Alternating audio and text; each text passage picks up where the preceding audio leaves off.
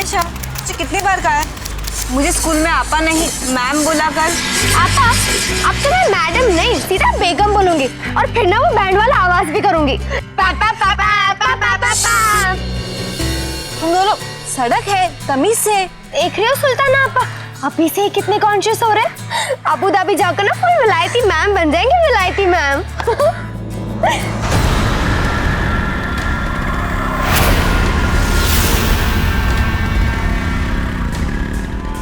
रुखसाना,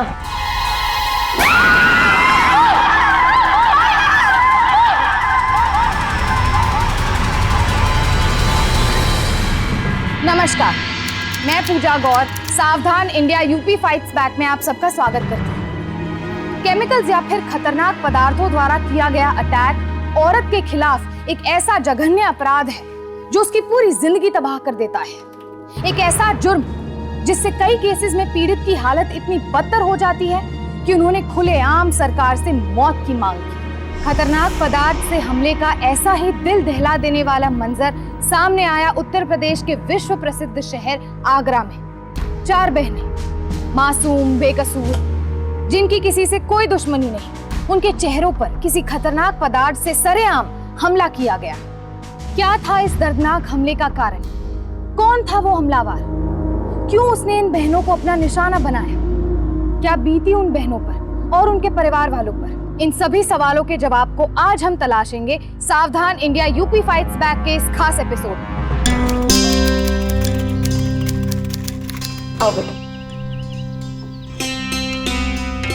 बड़ी सुंदर है आपकी बेटी। तो जफर मियाँ, मेहर की रकम 5 लाख तय।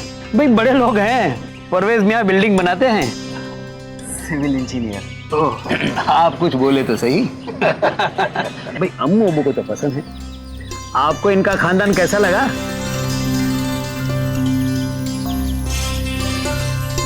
काश मैं अकेले ना होता तो अपने बाकी भाइयों का निकाह भी यहीं करा देता। माशाल्लाह। आप तो जानते हैं मैं यहाँ पढ़ाती हूँ और MA BEd करके घर पे बैठना। अब ये भी कोई पूछने की बात है? आप जरूर काम कीजिए, कोई मनाही नहीं। शुक्रिया। आपा, हाँ सुनिए, घर चलना है। नहीं नहीं, क्यों? मुझे खेलना है। खेलना बाद में, अभी घर चलना है। वो हमारी तीसरी नंबर बहन अबीदा है, दिमाग से थोड़ी कच्ची है, पिछले 4 साल से 12वीं में ही है। अगर 12वीं में तो आयशा भी है, लेकिन हम सबसे तेज है, स्कूल की टॉपर है और दिमाग के साथ साथ जबान भी बहुत तेज चलाती है, जैसे कि आप देख चुके हैं।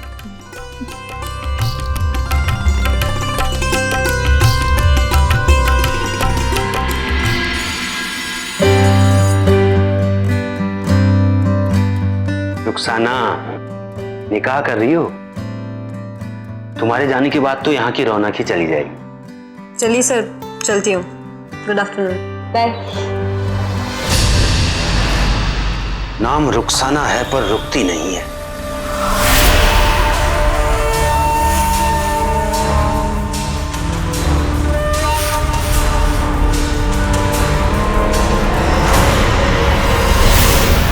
क्या है? क्यों पीछा कर रहे हो? जी, वो आपका टिफिन रह गया था। मैंने पहले सीखा है, मेरी चीजों पे नजर रखने की कोई जरूरत नहीं है। आइंदा से कभी पीछा किया ना तो कंप्लेन कर दूंगी। ये परवेज मियां ना आमिर खान टाइप से, चुप चुप रहने वाले, तमीजदार टाइप से, एकदम आपके टाइप के है। तो पता है मेरा टाइप क्या होगा? शाहरुख खान, जो रोमांटिक हो, क्यूट हो और जैसे गालों पे ना तो डिंपल पड़े। और मेरा शौहर तो एकदम सलमान खान जैसा होगा, उन सबकी धुलाई कर देगा जो मुझे मेंटल कह के छुड़ाते हैं। करेक्ट। तुम लोग क्या शादी वादी की बातें करती रहती हो? पढ़ो लिखो कुछ बनो। मेरा बस चले ना, मैं कभी शादी ना करूं। मैं तो पोएट्री लिखना चाहती हूँ, इसमें चुगताई महादेवी वर्मा टाइप राइटर बनूंगी। आप गोला, चलो चलो चलो चलो भैया, 4 गोला बनाना, काला खट्टा। आयशा, तुझे कितनी बार कहा है मुझे स्कूल में आपा नहीं मैम बोला कर। आपा, अब तो मैं मैडम नहीं सीधा बेगम बोलूंगी और फिर ना वो बैंड वाला आवाज भी करूंगी। पापा पापा पापा पापा। तुम दोनों सड़क है तमीज से। देख रहे हो सुल्ताना आपा, अभी से ही कितने कॉन्शियस हो रहे हैं। अबू धाबी जाकर ना फुल विलायती मैम बन जाएंगे, विलायती मैम।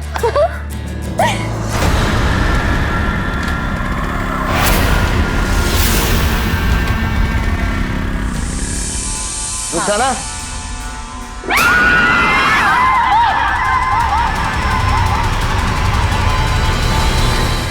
रुखसाना अपनी 3 बहनों के साथ स्कूल से लौट रही थी। उसका निकाह तय हो चुका था। एक अच्छे घर का पढ़ा लिखा लड़का उसका शौहर बनने वाला था। पर एक नई जिंदगी की शुरुआत से बिल्कुल पहले रुखसाना और उसकी बहनों पर किसी ने खतरनाक पदार्थ से हमला कर दिया। आखिर कौन था वो शख्स जिसने इतनी दर्दनाक और घिनौनी हरकत को सरेआम अंजाम दिया था? अक्सर इस तरह की वारदात एक तरफा प्यार में जुनूनी आशिक करते हैं। तो क्या इस वारदात के पीछे भी एक तरफा प्यार था या फिर कोई और वजह?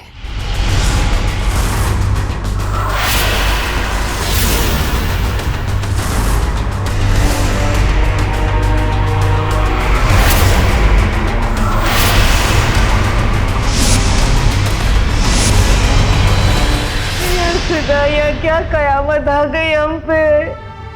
मैंने कितनी बार इन बच्चों से कहा था कि जब भी बाहर जाया करो अपना हिजाब पहन के जाया करो, लेकिन इन्होंने कभी मेरी बात नहीं सुनी।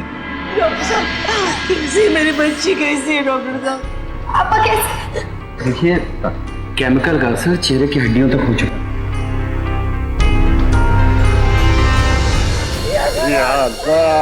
खुदा, ये क्या दे रहे हैं आप? सुल्ताना, अल्लाह का शुक्र है कि सुल्ताना के घाव ज्यादा गहरे नहीं है। उसके चेहरे के साथ साथ उसके हाथों पे भी केमिकल का असर हुआ है। मैं आपको सलाह देना चाहूंगा कि उसकी पट्टियां उतर जाने के बाद अब उसके चेहरे की प्लास्टिक सर्जरी करवा दें, लेकिन शायद ही उसका चेहरा पहले जैसे हो पाएगा।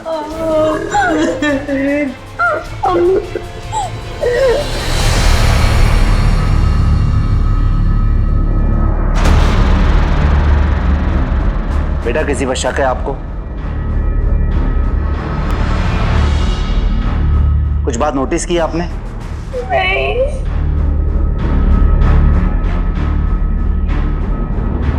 बेटा, आपने कुछ देखा था? सब कुछ इतना जल्दी जल्दी हो गया कि कुछ पता ही नहीं चला। अम्मी। देखिए इंस्पेक्टर, इस अटैक में एक बहुत ही खतरनाक पदार्थ का इस्तेमाल किया गया है। जनरली वो खतरनाक पदार्थ इंडस्ट्रीज में इस्तेमाल किया जाता है। विक्टिम क्या स्टेटमेंट देने की हालत में है? जी बिल्कुल नहीं, ओवरऑल कंडीशन बहुत ही क्रिटिकल है। ऐसी हालत में अगले 24 घंटे बाद ही कुछ इंप्रूवमेंट होने की उम्मीद की जा सकती है। Okay doctor. रामपाल जी, तभी आकर हम अपना बयान लेंगे। जी सर। ओके। ये रहे। अस्सलाम वालेकुम। क्या हुआ? पता नहीं है क्या बना है यहाँ पर, देखिए ना। आप घबराइए नहीं, हौसला रखिए, अल्लाह सब ठीक करेगा। हम हैं आपके साथ में। डॉक्टर साहब, मैं रुखसाना का होने वाला शौहर हूँ। मैं अंदर जाके मिल सकता हूँ? मेरी सलाह मानिए, आप उसका चेहरा नहीं देख पाएंगे। देखिए, हमने उनके पेरेंट्स को भी अंदर जाने नहीं दिया है। साहब, वो मेरी होने वाली बेगम है।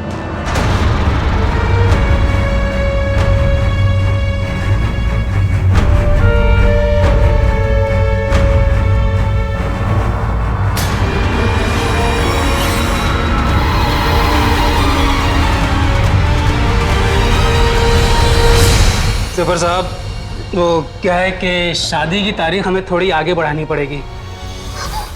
क्या देखेंगे आप? सीधे सीधे मना क्यों नहीं करते थे कि नहीं करना निकाह? क्योंकि मेरी आपा बदसूरत हो चुकी है।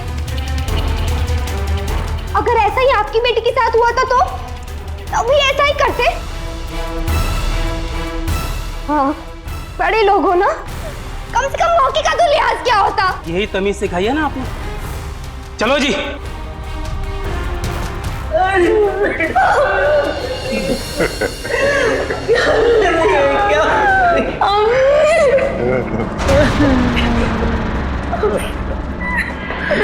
सफर साहब, आप चिंता मत कीजिए, हमने अपनी तहकीकात शुरू कर दी है। जिस किसी ने भी ये कांड किया है ना, वो बचेगा नहीं। आप हम पर भरोसा रखिए। अगर तुमको किसी पर शक, कभी किसी लड़के ने तुम्हारा पीछा किया हो, दरअसल अक्सर ऐसे केसेस में ज्यादातर हाथ किसी ऐसे लड़के का होता है जिसे लड़की मना कर चुकी होती है। फिर वो जुनून में आकर? ऐसा तो कोई नहीं। पापा को स्कूल के चपरासी ने परेशान किया। क्या नाम है उसका? परितोष।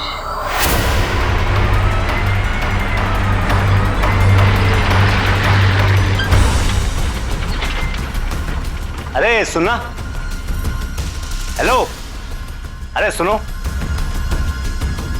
तुम्हारा नाम परितोष है क्या? हाँ सर। क्यों रे, बहुत शौक है ना तुझे टीचरों को ताड़ने का?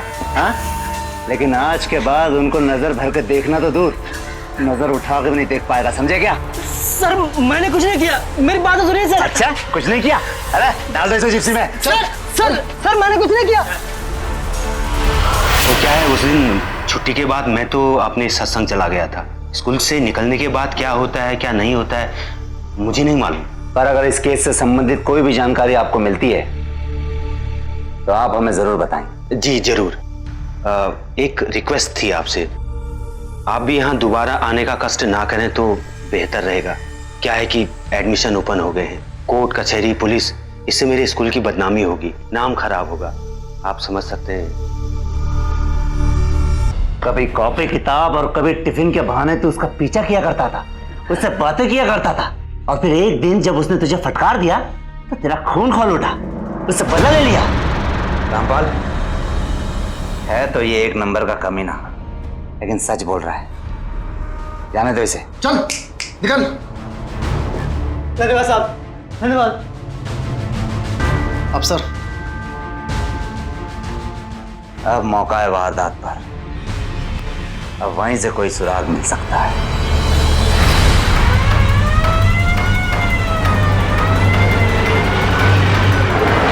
अरे सुनिए, इधर उस दिन एक हादसा हुआ था, क्या आपने देखा कुछ?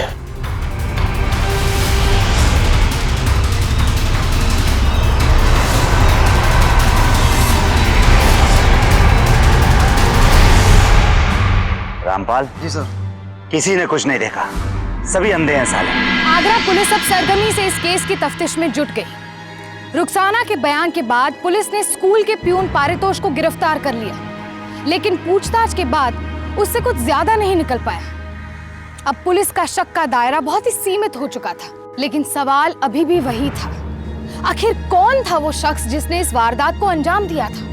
और उससे भी बड़ा सवाल ये है कि क्यों लगातार बढ़ रहे ऐसे अटैक्स के बावजूद ऐसे खतरनाक पदार्थों को खरीदा और बेचा जाता है? क्यों उनकी खरीदारी पर कोई सख्त प्रावधान नहीं है? अगर ऐसे खतरनाक पदार्थों की खरीद बिक्री पर कानून की सख्त निगरानी होती तो शायद रुखसाना और उसकी बहनों का आज ये हाल न होता।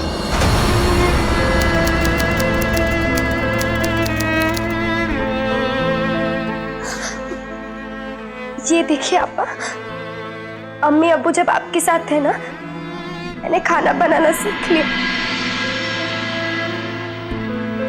खिचड़ी बनाई आपके लिए। अम्मी हाँ बेटे, खिचड़ी तुझे पसंद है ना, थोड़ा खा ले। तू तो खा ले सुल्ताना बेटी। सुल्ताना आपा, अम्मी मेरी भूख मर चुकी है। या अल्लाह, अरे ये दिन दिखाने से पहले मुझे उठा क्यों नहीं लिया? आज से मैं दुकान नहीं जाऊंगा, मैं नहीं जाऊंगा जब तक ये दोनों बिल्कुल ठीक नहीं हो जाती। मैं आज तो दुकान नहीं जाऊंगा। तुम दोनों याद रखो, तुम दोनों घर से बाहर कदम भी नहीं रखोगी। पर अब्बू, मेरी 12वीं के इम्तिहान है। इम्तिहान जान से ज्यादा है क्या? खुदा न खास्ता दोबारा। पर अब्बू, चुप कर, तेरे अब्बू सही कह रहे हैं। अब्बू प्लीज इन्हें जाने दो, हम दोनों के कारण इनकी जिंदगी बर्बाद हो जाएगी।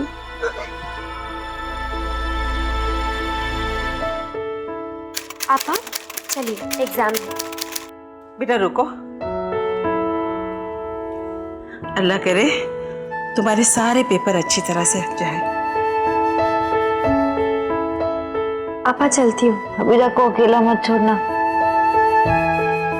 देखना, आप दोनों से ज्यादा नंबर लाऊंगी, दोनों का रिकॉर्ड तोड़ दूंगी।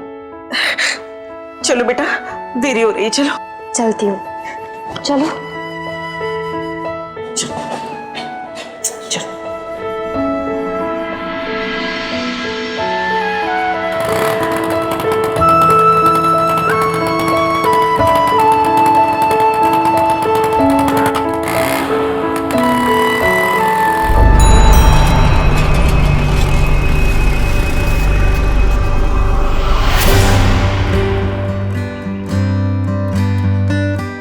अब तुम दोनों ठीक से इम्तिहान दे देना। मैं यही बाहर आपके लिए वेट कर रहा हूँ और तुम दोनों अकेली कहीं नहीं जाना, ठीक है? अरे जफर भाई, अस्सलाम वालेकुम जफर भाई। वालेकुम। जफर भाई बहुत बुरा हुआ, क्या करें, जमाना बहुत खराब आ गया। लेकिन आप बिल्कुल चिंता मत कीजिए, कम से कम लड़कियां इस स्कूल में सुरक्षित रहेंगी। शुक्रिया, लेकिन मैं उनको अकेली छोड़ना नहीं चाहता।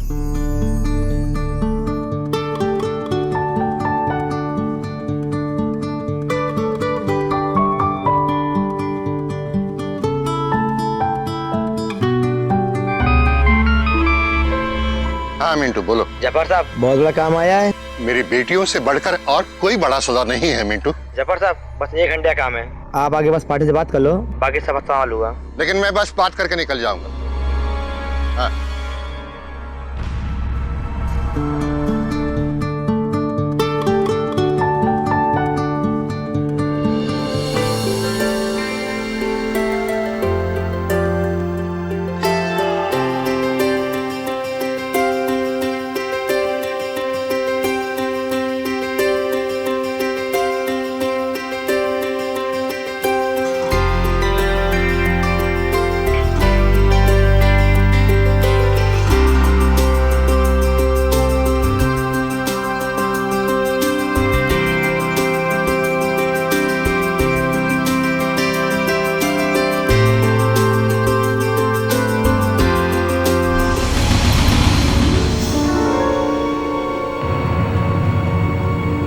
Any problem Ayesha?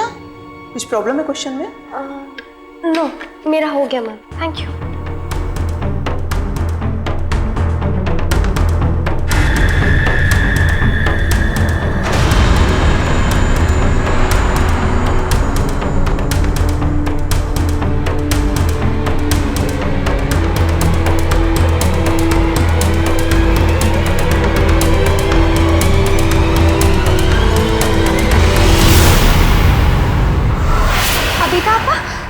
किससे बात कर रही थी? अरे कुछ तो बोलिए, यहाँ पे मेरी जान निकली जा रही है। अरे अब्बू, अब्बू कहाँ गए? कहाँ जा सकते हैं? एक काम करते, हम चले जाते हैं। नहीं, अब्बू के बिना नहीं, डांट पड़ेगी।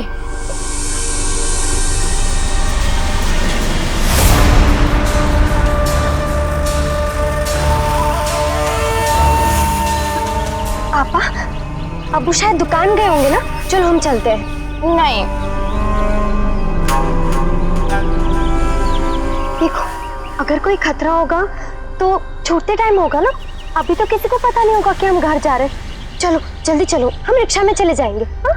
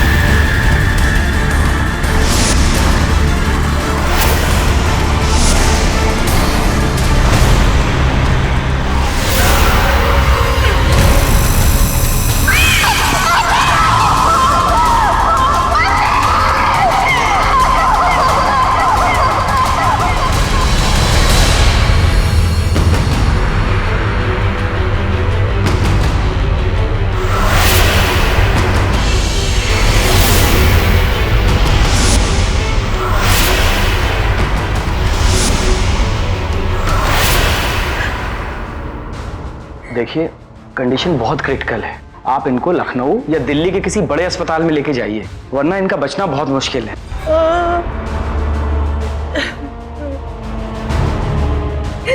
और बनो झांसी की रानी, आधा घंटा इंतजार नहीं कर सकती थी? बताया था ना कि अकेली कहीं नहीं जाना। देखिए, इस वक्त हमें आबिदा के बारे में सोचना है। दिल्ली भी चले जाएंगे, पुप्पी के यहाँ रह भी लेंगे, लेकिन इलाज के लिए इतने सारे रुपए हम कहाँ से लाएंगे? अब एफडी तोड़वा देंगे। रुखसाना के निकाह के लिए पैसे जमा कर रखे।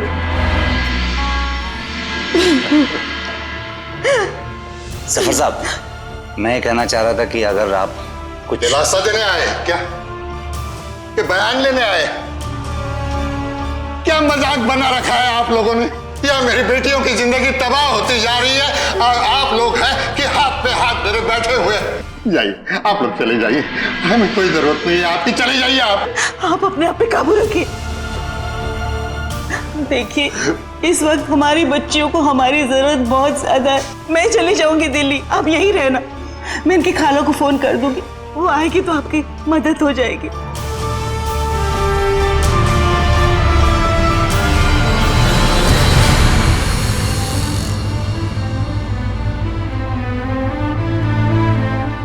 अबू, आयशा, अम्मी कहाँ है? बेटी तेरी अम्मी को किसी अर्जेंट काम से दिल्ली जाना पड़ा। हबीदा कहाँ है? ये तुझे क्या हुआ? हाँ, हबीदा को सब मेरी गलती है। अब वो लेट हो गए थे आने में। मैंने कहा हबीदा से चलो।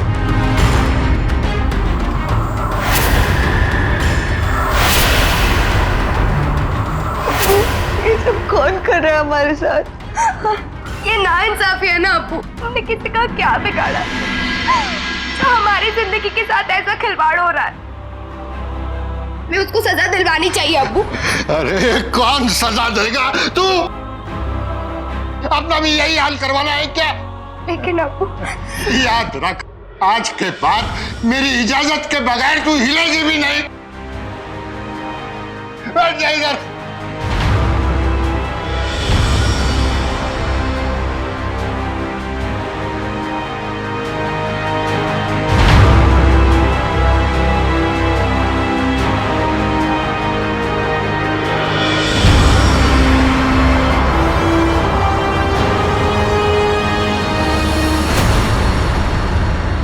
आप जाइए दुकान पर। काम पर ध्यान नहीं दिया तो बेटियों के इलाज के लिए पैसे कहाँ से आएंगे? जाइए आप, मैं सब संभाल लूंगी। कीमत तो नहीं हो रही, लेकिन मजबूरी है। खाला सुनिए ना, मुझे ना किसी काम से बाहर जाना है, फोटो स्टेट करवाने हैं नोट्स। जाऊं? बिल्कुल नहीं, जफर भाई ने कहा है हिलने भी मत देना। आपा, आप कुछ कहिए ना। खाला, आप तो जानती है ना, रुखसाना और सुल्ताना आपा को काफी वक्त है काम पे जाने के लिए, और अब्बू के बाद तो मैं ही हूँ जिसे पूरे घर की जिम्मेदारियां उठानी है। और अगर मुझे अच्छे नंबर्स नहीं आएंगे तो आपको पता है दादी माँ, तू जा, लेकिन यूं जाना और यूं आना। जा आप, जल्दी जा। जी।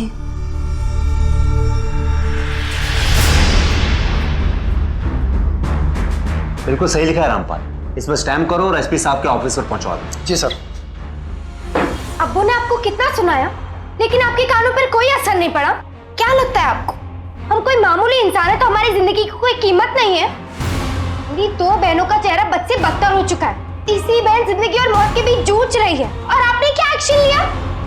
कब लेंगे एक्शन? जब हम सब मर चुके होंगे तब। देखो बेटा, जिस दुकानदार के यहाँ से खतरनाक पदार्थ खरीदा गया था उसकी शिनाख्त हो चुकी है, लेकिन ताज्जुब की बात यह है कि जिसने पहली बार वो पदार्थ खरीदा था वो कोई और था, और जिसने दूसरी बार खरीदा वो कोई और।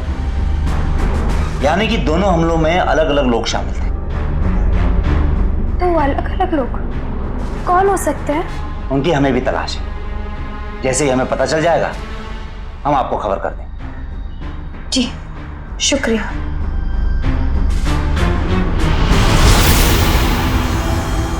अब कहाँ जा रही है तू? वो मेरे... अब तू कहीं नहीं जाएगी, अंदर बैठ। पर अब्बू मेरे इम्तिहान। अब कोई इम्तिहान नहीं, तू अंदर बैठ। खाला कहिए ना इनसे कुछ। जफर भाई, 3 पर्चे बाकी है बच्ची के, इसे जाने दीजिए, नहीं तो साल बर्बाद हो जाएगा। प्लीज अब्बू। अच्छा ऐसा करते हैं, उसे बुर्का डाल के जाने देते हैं, तो कोई पहचानेगा भी नहीं। अब्बू प्लीज।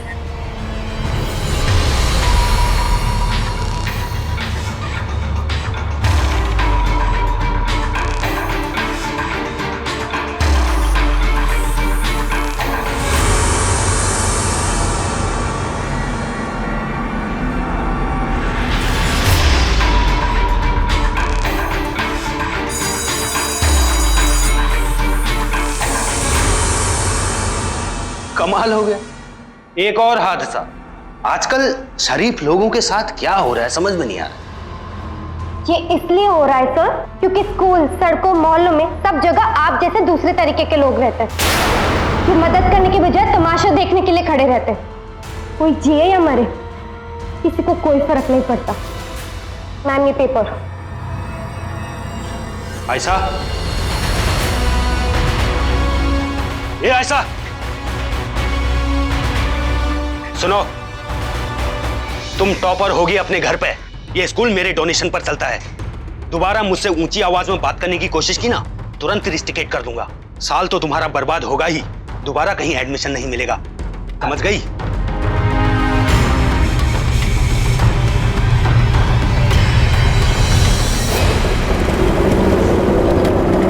अबू रुकिए, अबू रुकिए, रुको। अरे आयशा, अरे आयशा, अरे क्या हुआ, भाग के क्यों आई तू? अबू वो वही बाइक थी, लाल रस्सी वाली बाइक। रस्सी वाली बाइक? Bike number UP 04 5934। जी पता करो किसके नाम पर है। जी सर।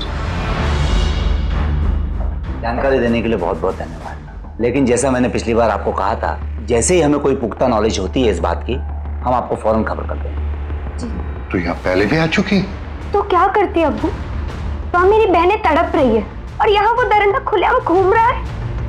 ये केस सिर्फ मेरा नहीं है अब्बू, और अगर उन वैश्यों को पकड़ा नहीं ना, तो न जाने कितनी और लड़कियों के साथ वो ऐसे ही सुलूक करेंगे।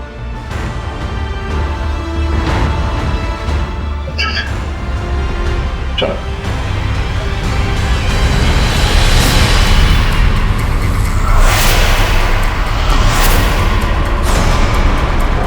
हाँ, ये यूपी 04 5934 नंबर की बाइक करी है। जी साहब, लेकिन हुआ क्या है? चला जा साहब।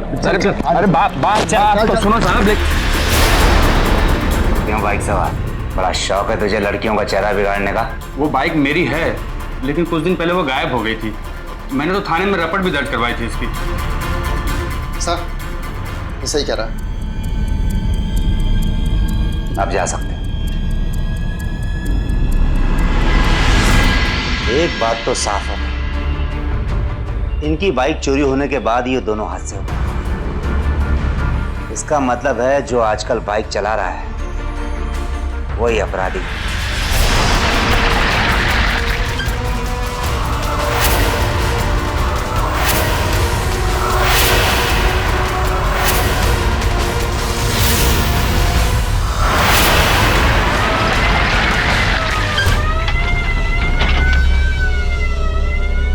अरे भाई साहब सुनो। हाँ, आपने इस नंबर की गाड़ी को कहीं यहीं आसपास देखा है क्या? साहब ये नहीं वो गाड़ी, ये गैरेज वाले की है।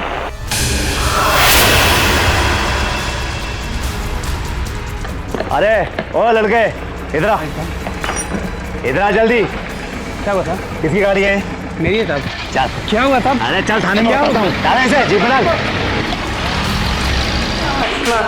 क्यों मार रहे हो साहब मुझे? ये रहा, इसकी दुकान से पदार्थ लिया गया था। ये वही आदमी है? नहीं सर। क्या? साहब मैंने कुछ नहीं किया, बस मेरी गलती है कि मैंने चोरी की बाइक को खरीद लिया। इसके अलावा मेरा कोई कसूर नहीं है साहब। कहाँ से खरीदी तूने वो बाइक? सर वो चोर बाजार से। यानी कि असली बाइक ओनर की बाइक चोरी हो गई और उसी दौरान अपराधियों ने 2 बार कांड कर दिया। जी सर। और उसके बाद चोर बाजार में जाकर लगा दिया उस बाइक को। ये तो किसी प्रोफेशनल क्रिमिनल का काम लगता है, लेकिन सवाल यह है कि किसका?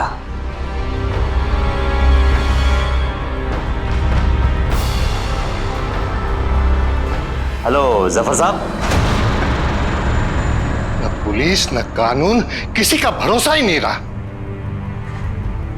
और सुन, अब की बार अगर तू पुलिस स्टेशन गई तो तेरी दोनों टांगे तोड़ दूंगा। पर अब्बू चुप कर।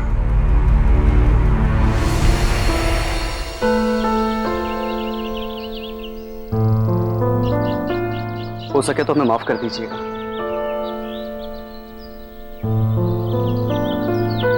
तुम्हारी बहनों की हालत देख के हम बौखला गए थे, पर यकीन मानो कि हमारे दिल में तुम सबके लिए उतनी ही मोहब्बत है। तुम्हारा दर्द मेरा दर्द है, तुम्हारी कसम।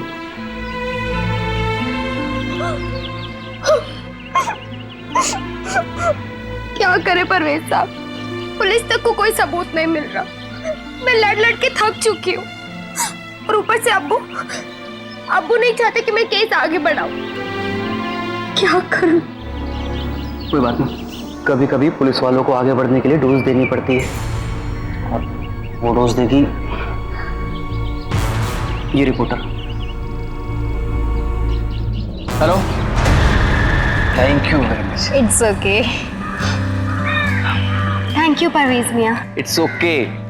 वैसे की कोई भी दिक्कत या परेशानी हो बेझिझक मुझे बोलना।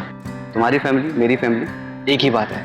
आपा बहुत लकी होती अगर उन्हें आप जैसा शौहर मिलता। करेक्ट। वैसे मेरे जैसे लोग ज्यादा बचे नहीं हैं यहाँ पर, 2 या 3, जैसे सुपरमैन, बैटमैन, स्पाइडरमैन। जी चलते हैं। चलो। खाला लाइए ना, मैं कर देती हूँ। बिस्तर पर पड़े पड़े बहुत लाचार महसूस हो रहा है। नहीं, तुम आराम करो, मैं कर लेती हूँ।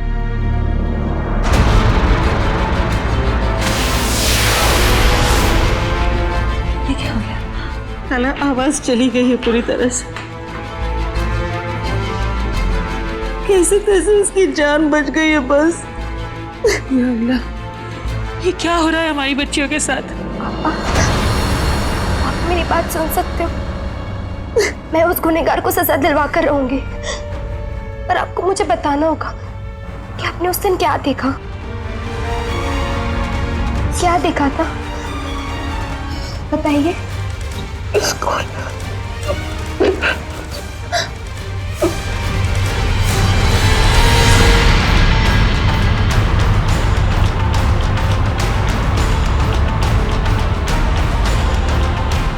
डांस हॉल, यहीं पर अभी तो आपा किससे बात कर रही थी?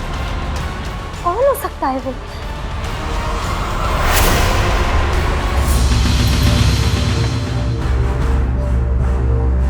जरूर यहीं से कोई अंदर आया होगा और उसने अमिता आपा को धमकाया। कौन हो सकता है? तुम ही थे ना उस दिन यहाँ पर? क्या कहा था आपा को तुमने? जल्दी से जवाब दो वरना मैं पुलिस को बुला दूंगी। जवाब दो। हाँ तुम। अरे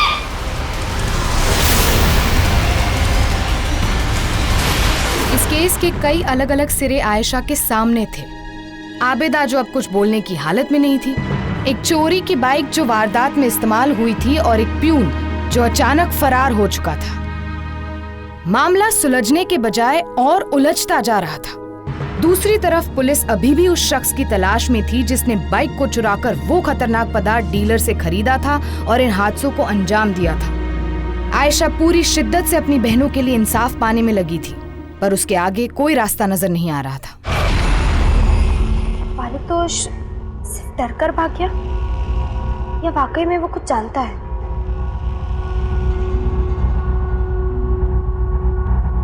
जफर मियाँ, हेलो जफर मियाँ। सलाम अलैकुम। वालेकुम सलाम। निकाह वगैरह की बात को तो अब आप भूल ही जाइए। पूरी बिरादरी में बात फैल चुकी है। लोग तो यहाँ तक कह रहे हैं कि जरूर आपकी बेटी का किसी से चक्कर रहा होगा, तभी तो ये सब बातें यहाँ बस मौलाना साहब, आपको हमारी बेटियों की फिक्र करने की कोई जरूरत नहीं है। बहुत हो गया, आप मेहरबानी करिए और तशरीफ ले जाइए यहाँ से। सलाम अलैकुम।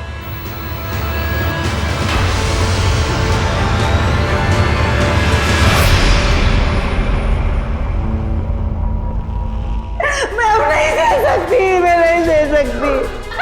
मैं अपने बच्चे की ऐसी हालत नहीं देख सकती।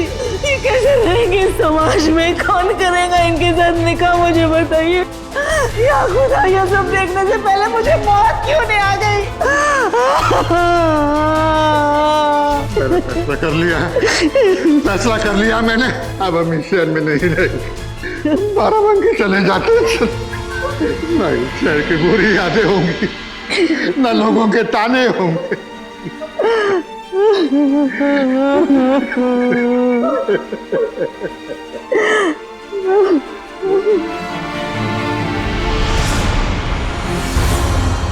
दरअसल अक्सर ऐसे केसेस में ज्यादातर हाथ किसी ऐसे लड़के का होता है जिसे लड़की मना कर चुकी होती है। फोटो कबड्डी। रुखसाना आपा, आपको याद है आपने इन लड़कों में से किसी को निकाह के पहले मना किया हो? ना कहना तो याद नहीं, हाँ कहना याद है। पता है, खाला कह रही थी कि परवेज का पहले भी 2 बार तलाक हो चुका है। क्या गारंटी है कि मैं उनके साथ निभा पाती? चलो भाई, अपना अपना सामान रखवा लो, टेम्पो आ गया है। चल सुल्ताना। सर, जिस दुकानदार से पदार्थ खरीदा गया था, उस दुकानदार के बयान से कुछ स्केच बनाए गए थे।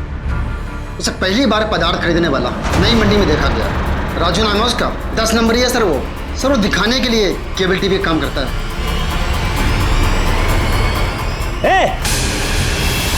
रुक!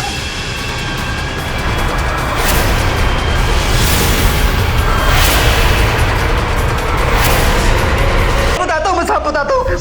मारिए मत साहब, मैं बता रहा हूँ। मुझे 10,000 रुपए मिले थे उन दोनों लड़कियों का चेहरा बिगाड़ने के लिए साहब।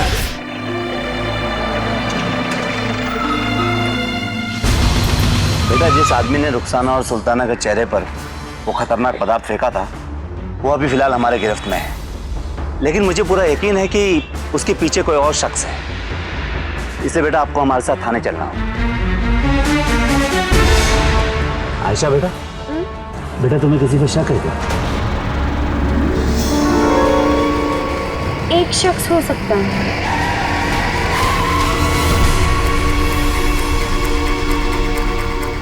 चलो बाहर निकल। अरे क्या हुआ इंस्पेक्टर साहब? अरे बताता हूँ, थाने चल के सब बताता हूँ। हुआ क्या है? इतना बड़ा धोखा, तुम्हें तो दोजख में भी जगह नहीं मिलेगी। सच बोल, किसने किया? हाँ, मैंने ही किया। इस बार भी मैं यही करने वाला।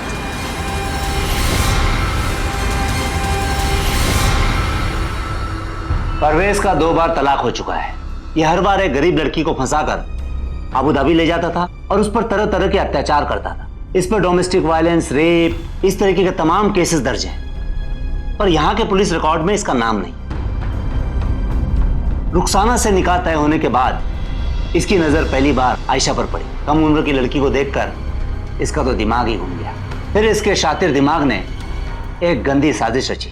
आयशा को पाने के चक्कर में इसने उसकी तीनों बड़ी बहनों को अपने रास्ते से हटाने का फैसला कर लिया। फिर इसने राजू को पैसे देकर रुखसाना और सुल्ताना को तो लाचार बना ही दिया, साथ ही साथ आयशा पर भी अपनी नजर रखने लगा। और वहां स्कूल में पियोन को पैसे देकर वहां आता जाता रहता था। वहीं इसकी मुलाकात आबिदा से हो गई। आबिदा को मंदबुद्धि समझकर इसने उसे बहला फुसला कर आयशा के करीब आने की बात की। यह बात समझते ही आबिदा को परवेज से घिन होने लगी। इस बात के डर से कहीं आबिदा उसकी पोल न खोल दे, वो तुरंत राजू के पास सुपारी लेकर पहुंचा। पर अब तक राजू काफी डर चुका था और उसने हत्या करने से साफ इनकार कर दिया। इसीलिए परवेज ने इस काम को खुद अंजाम दिया और फिर आयशा के साथ हमदर्दी जताकर इसने उसका दिल जीतने की कोशिश की और साथ ही साथ इस केस में पुलिस की क्या प्रोग्रेस है यह जानने की भी कोशिश की। और जैसे ही इसको इस बात का यकीन हो गया कि आयशा की कोशिश की वजह से पुलिस इसके गिरबान तक पहुंचने ही वाली है, इसने फौरन अबू धाबी जाने का फैसला कर लिया। और फिर क्या हुआ ये तो आप सब जानते हैं। तुमने मुझे हासिल करने के लिए इतनी घिनौनी हरकत की। मैं तो क्या, इस दुनिया की कोई भी औरत तुम जैसे गिरे हुए इंसान की तरफ देखना तक पसंद नहीं करेगी।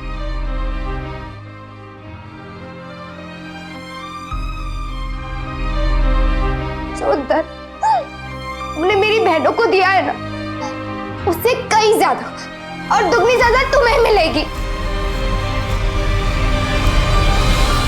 परवेज जैसे मर्द मर्द कहलाने के लायक नहीं। आखिर किस तरह की हीन मानसिकता ऐसी घिनौनी हरकत करने की इजाजत देती है? केमिकल अटैक के विक्टिम को अनगिनत मेडिकल कॉम्प्लिकेशंस का सामना करना पड़ता है। हादसे के बाद जहरीली गैस की वजह से पीड़ित को सांस लेने में तकलीफ हो सकती है, क्योंकि इसका सीधा असर पीड़ित के गुर्दों पर पड़ता है। इसलिए पीड़ित के शरीर या फिर चेहरे को चलते पानी के नीचे धोना चाहिए और अगर पदार्थ की कुछ मात्रा आंखों में चली गई है तो पलकें खुली रखकर उसे अच्छे से धो लेना चाहिए, ताकि प्राथमिक तौर पर इसके खतरनाक प्रभाव को कम किया जा सके। जांच एजेंसीज के हवाले से मिले आंकड़ों के अनुसार इन केसेस के पीछे के 3 मुख्य कारण सामने आते हैं। पहला, मर्दों और औरतों के बीच का भेदभाव। दूसरा, इन खतरनाक पदार्थों का बाजार में बड़ी आसानी से उपलब्ध होना। और तीसरा, गुनहगारों को कानून का डर न होना। अगर हम इन तीनों वजहों पर गंभीरता से गौर करें तो शायद इन केसेस पर रोक लग सकेगी। इस दिशा में सबसे अहम पहल तब हुई जब कैबिनेट ने क्रिमिनल लॉ बिल 2012 में ऐसे पीड़ितों के लिए एक खास प्रोविजन का प्रस्ताव रखा। इसके अंतर्गत ऐसे केसेस को आईपीसी की धारा 326A और 326B में सम्मिलित करने की बात रखी गई। सख्त कानून के साथ ऐसे संगीन अपराधियों पर पूरी तरह लगाम लगाई जा सकती है अगर हम सरेआम होने वाली वारदातों का सामना हिम्मत से करें। ये वारदात इसलिए नहीं होती क्योंकि समाज में बुरे लोग ज्यादा हैं, बल्कि इसलिए होती है क्योंकि अच्छे लोग बुराई के खिलाफ आवाज नहीं उठाते। इसलिए जुर्म के खिलाफ आवाज उठाइए। ऐसे पीड़ितों के प्रति अपनी झिझक को खत्म कीजिए। सुंदरता के छोटे से पैमाने से बाहर निकालकर उन्हें समाज में एक आम जिंदगी जीने के लिए प्रोत्साहित कीजिए। तभी इस खतरनाक अपराध पर अंकुश संभव है। अब मुझे इजाजत दीजिए, कल फिर मिलेंगे जुर्म से जंग की ऐसी ही बेमिसाल कहानी के साथ। तब तक के लिए सावधान इंडिया, यूपी फाइट्स बैक। जुर्म से जंग जारी है, अब यूपी की बारी है। तो सावधान